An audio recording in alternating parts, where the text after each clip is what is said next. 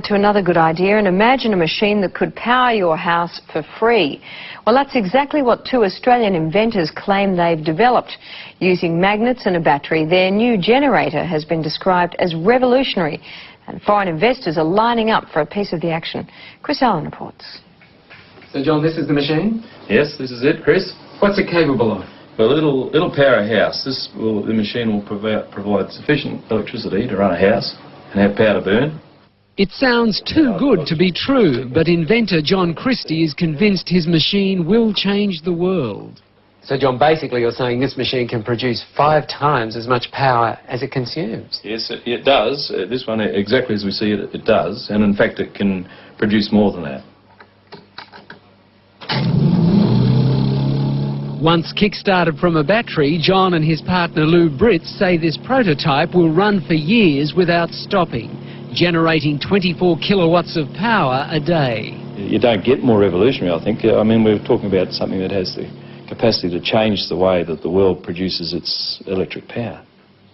It has a capacity to change the way that cars are propelled. It can replace the combustion engine, in fact. John, these are big claims. Are you sure you can live up to them? We don't really need to live up to them, Chris. The technology speaks for itself. I mean, a householder could buy one of these machines and install it in his garage and power his house forever without buying another kilowatt from a retailer. I mean, that's how serious it is.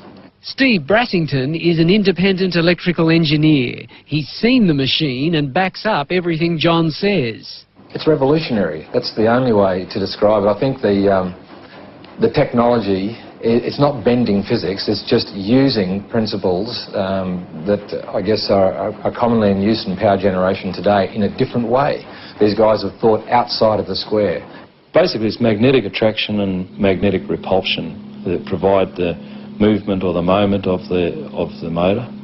Can you understand why some scientists are sceptical about it?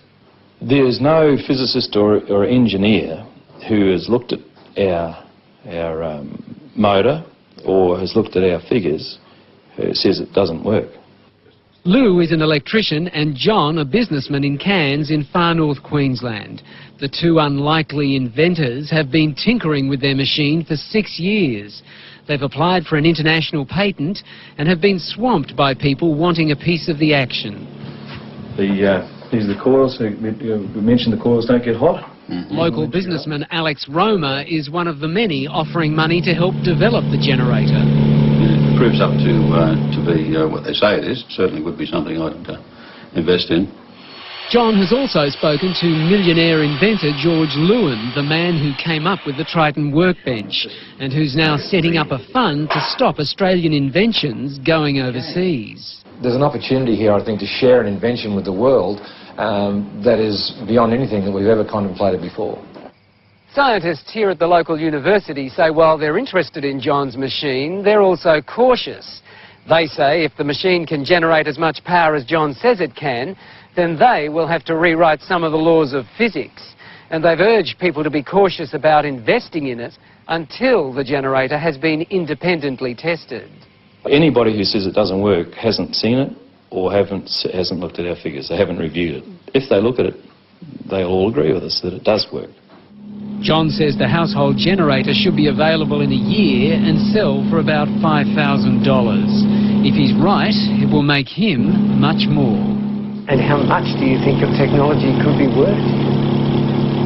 I have absolutely no idea. We could be talking about millions of dollars here? Yes, I'd very definitely talking millions of dollars, but I'd hesitate to even take a stab at it. Good idea.